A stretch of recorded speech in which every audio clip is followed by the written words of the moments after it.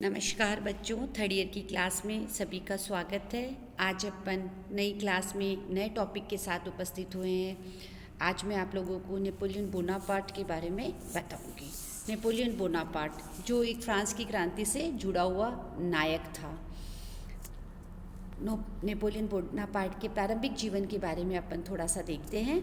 Napoleon का जन्म 15 अगस्त 1769 ईस्वी को कोर्सिका द्वीप के एक निर्धन वकील कार्लो बोनापार्ट के घर में हुआ था। ये ऑब्जेक्टिव क्वेश्चन भी है। बोनापार्ट का जन्म कहाँ और किस सन में हुआ था? उनकी माता लेजिया बहुत ही सुंदर और कठिन परिश्रम करने वाली महिला थी। नेपोलियन के 4 भाई तथा 3 बहनें थीं। 10 वर्ष की आयु में नेपोलियन को विद्या अध्ययन के लिए फ्रांस भेज दिया गया। वहाँ शुरू में उसने शैम्पेन क्षेत्र के ब्रिएन के सैनिक स्कूल में शिक्षा प्राप्त की। 1784 ईस्वी अक्टूबर में वह पेरिस के सैनिक स्कूल में गया। अगले साल वह सेना में लेफ्टिनेंट बना दिया गया और उसे वेलेंस शहर में नियुक्त किया गया। 1786 ईस्वी के सितंबर से 1788 ईस्वी के जून तक वह कोर्सिका में छुट्टी पर रहा। इसके बाद वह 89 के सितंबर तक अपनी सैनिक टुकड़ी के साथ ओक्सोन नगर में रहा। इसके बाद 1791 यानी 1791 ईस्वी के फरवरी तक वह पुनः अपनी मातृभूमि कोर्सिका में रहा। कोर्सिका में रहते हुए उसने स्थानीय दलगत राजनीति में सक्रिय भाग लिया। वह क्रांति समर्थक एक दल का नेता बन बैठा।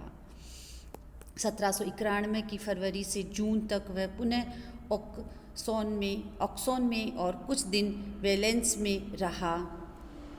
1792 ईस्वी में वह पुनः कोर्सिका चला गया। 1793 ईस्वी की 16 सितंबर को उसने टूलो के घेरे के समय सेना की एक टुकड़ी का नेतृत्व किया। इन दिनों टूलो नगर में प्रतिक्रियावादी उपद्रव उठ खड़े हुए थे। राष्ट्रीय महासभा का अधिवेशन भी इसी शहर में हो रहा था।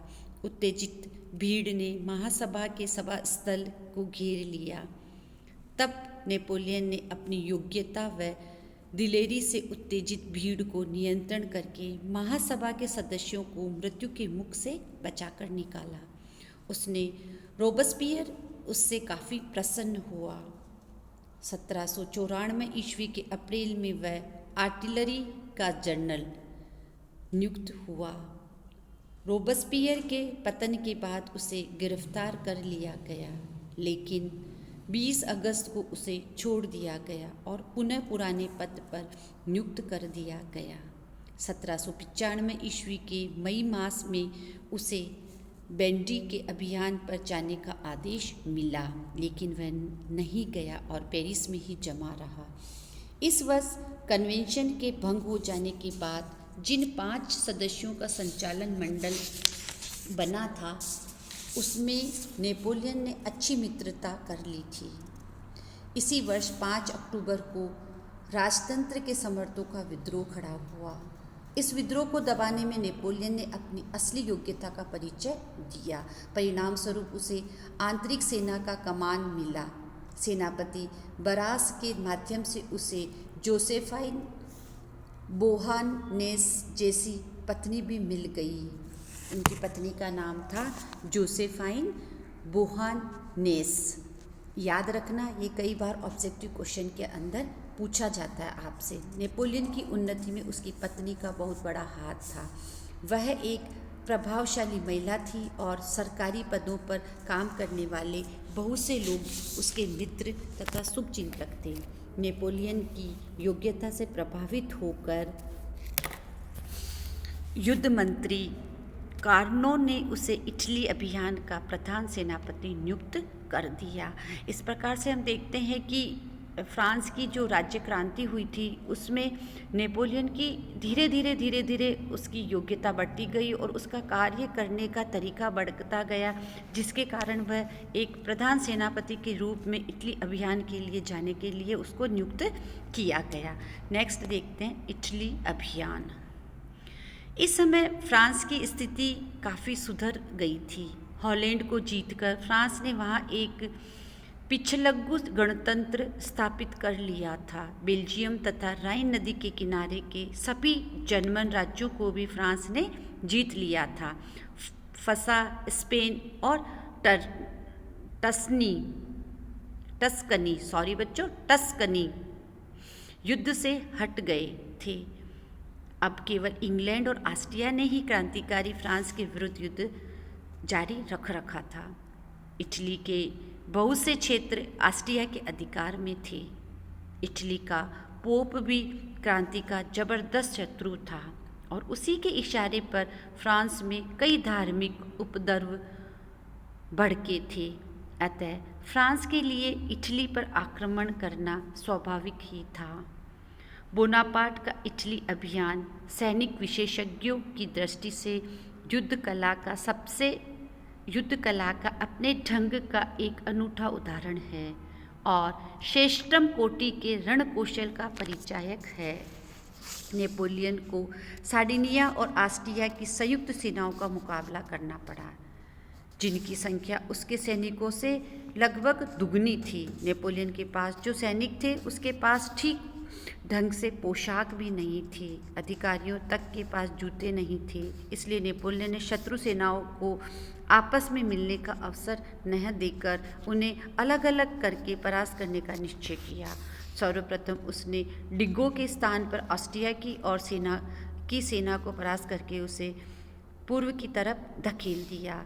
यहाँ से वह पश्चिम की तरफ मुड़ा और अचानक सार्डिनिया की सेना पर टूट पड़ा और मोल्डनवी नामक स्थान पर उसे पराजित किया। इससे सार्डिनिया की राजधानी ट्यूरिन को जाने वाले मार्ग को नेपोलियन का अधिकार हो गया। वह भी सार्डिनिया ने संधि करना ही उचित समझा। संधि के अनुसार सार्डिनिया ने सेवाय तथा नीस के प्रदेश फ्रांस को देना स्वीकार कर लिया। बच्चों, यहाँ एक ऑब्जेक्टिव क्वेश्चन है आपके पास में कि सार्डिनिया ने किस संधि के तहत अपने सेवाय और नीस प्रदेश फ्रांस को दिए थे, और ये आप लोग ध्यान रखना। इसके बाद नेपोलियन ने अपना सारा ध्यान ऑस्ट्रियन सेना पर केंद्रित कर दिया। सबसे पहले उसने ऑस्ट्रिया के इटालियन राज्य लोम्बार्डी को जीता।